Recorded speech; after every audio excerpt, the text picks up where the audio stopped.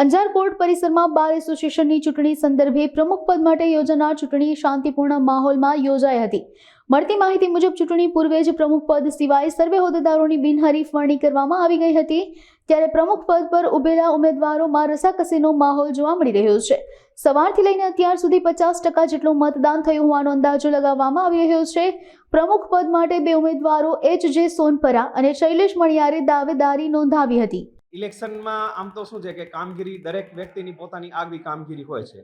એટલે દરેક પ્રમુખો છે, મારી સાથે બંને પ્રમુખો છે, એની પોતાની મારાથી કાંઈક વિશેષ કરવાની ભાવના સાથે આવ્યા છે. મેં મારાથી બનતી કોશિશ અંજાર બારના જે પ્રશ્નો હતા એ બધા આજ દિન સુધી એમની સાથે બંને સાથે રહી અને મેં ઉઠાવ્યા છે. અને ક્યાંય પણ કોઈ વકીલોને કોઈ પણ કાંઈ પ્રશ્ન હોય તો બંને પ્રમુખોમાંથી જે જીતશે તે એના પ્રશ્નો હલ કરવા માટે હંમેશા તત્પર રહેશે એવી અત્રેથી ખાતરી આપું છું. વકીલ જગત જે છે આમ તો એવું છે કે એડવોકેટ છે એ સમાજના દરેક ખૂણામાંથી માણસને જ્યારે કાંઈ પણ તકલીફ હોય ત્યારે એના માટે એક જ સહારો છે, એ એડવોકેટનો સહારો રહે છે.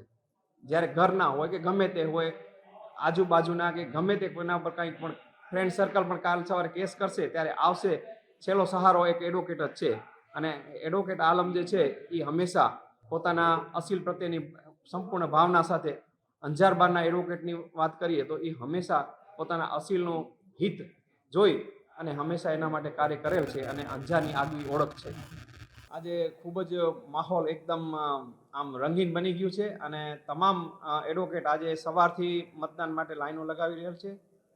અને અમારા બંને પ્રમુખ પદના ઉમેદવારો હેતલભાઈ સોનપાર અને કનૈયાલાલ મણિયાર બંને પ્રમુખ પદના દાવેદારો આજે અહીંયા હાજર છે અને ખૂબ જ સરસ મતદાન ચાલી રહેલ છે. એકદમ શાંતિપૂર્ણ મતદાન ચાલી રહેલ છે. કુલ 274 જેવા મતદાન 265 જેવું મતદાન છે અને અત્યાર સુધીમાં 80થી ઉપર મતદાન 100ની આજુબાજુ પહોંચવા આવેલું છે. એટલે 50% જેવું મતદાન ની ગણતરી કરી છે કે અત્યારે થઈ ગયું છે. હવે બધા એડવોકેટ છે અત્યારે બપોરે ભોજન પ્રસાદ પણ સાથે રાખેલ છે. એટલે બધા પોતાના વ્યવસાય સાથે સંકળાયેલા હોય એટલે ભેગા બધા આવી અને એક સાથે મતદાન કરશે. અને બધાને પ્રમુખ બંને ખૂબ જ અપીલ પણ કરેલી છે. અમારું કાર્યકાળ 31 ડિસેમ્બર સુધી આ ચાલુ રહેશે અને 31 ડિસેમ્બરથી દર વર્ષે અમારે અહીંયા ચૂંટણી થાય છે. અત્યારે હાલ 2025ની ટર્મ માટેની ચૂંટણી ચાલુ છે અને એમાં પ્રમુખ પદના બંને દાવેદારો મારી સાથે છે. તે દરમિયાન ઉપપ્રમુખ માટે ચૂંટણી પણ ચાલુ છે અને સહમંત્રી અને મંત્રી એના માટે પણ ચૂંટણી અત્યારે ચાલુ છે. બાકીના હોદ્દેદારો જે છે, મહિલા સહમંત્રી અને મહિલા ઉપપ્રમુખ, એ બિનહરીફ થઈ ગયેલા છે અને ખજાનચી અને કારોબારી સભ્યો છે એ પણ બિનહરીફ થઈ ગયેલા છે.